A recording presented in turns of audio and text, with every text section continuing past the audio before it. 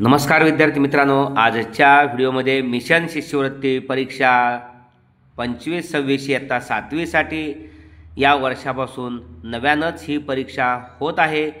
त्यासाठी आपण सरावासाठीची गणिताची जय्यत तयारी करावायची आहे। प्रश्न आहे 2चा 5वा गुणिले 2चा 7वा भागिले 2चा 8वा गुणिले 2चा 7वा बरोबर 2चा m। तर m बरोबर किती हे पर्याय आहेत। या ठिकाणी 2चा 5वा गुणिले 2चा 7वा भागिले 2चा 8वा या भागापुरतंच या ठिकाणी भागाकार आहे। समानपया भागाकार आहे, घातांची वजाबाकी करायची असते। 7 - 8 2चा 1 गुणिले 2चा 7वा बरोबर 2चा m। समान पाया गुणाकार आहे, घातांची बेरीज 7 आणि 5 12, 12 मधून 1 गेला 2चा 11वा बरोबर 2चा m। समानता संबंधामुळे घात समान दाखवायचे, पाया समान आहे, त्यांची किंमत येणारी समान आहे। m बरोबर 11, m बरोबर 11। त्यामुळे अचूक पर्याय या ठिकाणी 11चा आहे पहिला। ओके, पुढचा सरावासाठी प्रश्न आहे 343चा x घात बरोबर 7चा x अधिक 1 घात बरोबर 343चा दुसरा घात। तर x बरोबर किती हे पर्याय आहेत।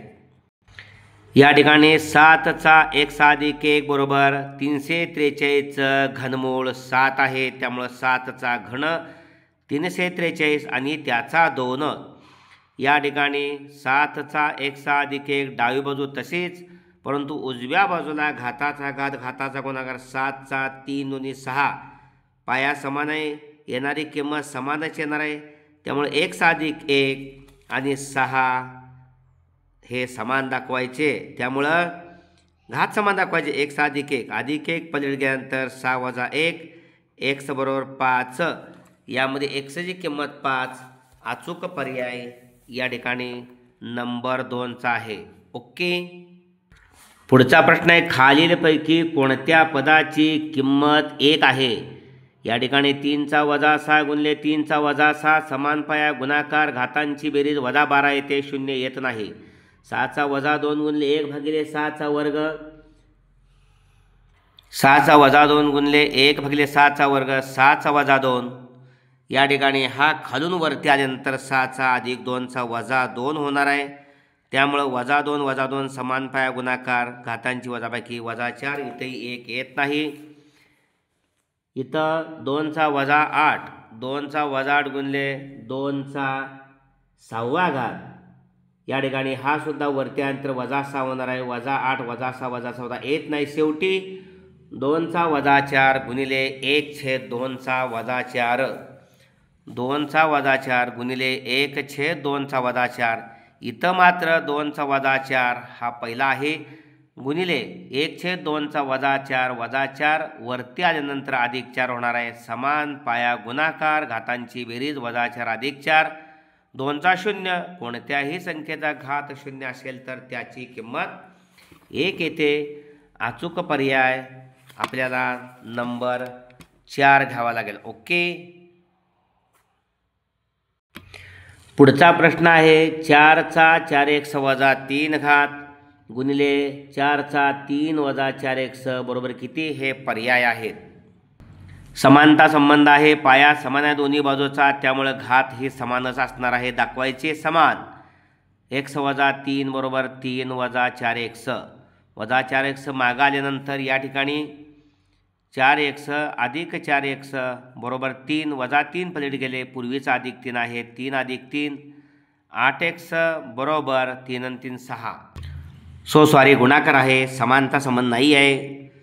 समान पाया गुणाकार आहे, गुणाकार घातांची बेरीज 4चा 4x - 3 आणि हा घात अधिक 3 - 4x। त्यामुळे 4x - 4x 0 - 3 अधिक 3 0 म्हणजे 4चा 0।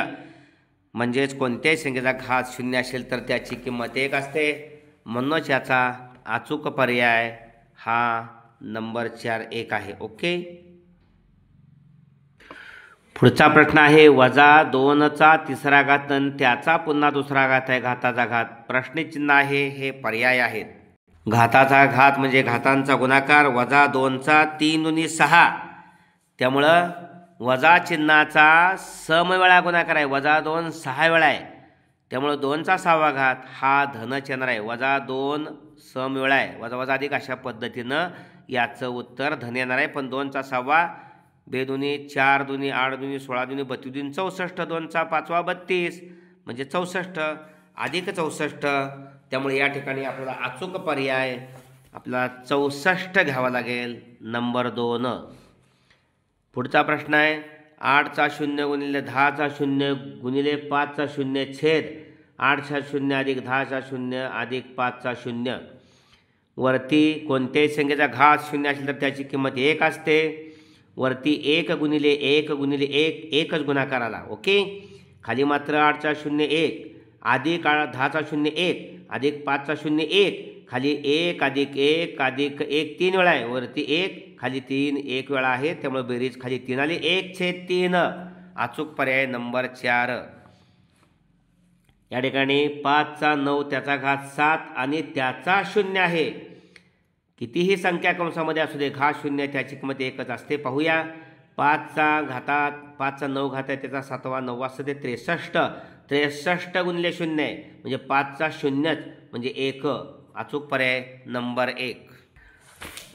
पुढचा प्रश्न आहे -2b वर्ग छेद 3c कंसाचा घन बरोबर किती.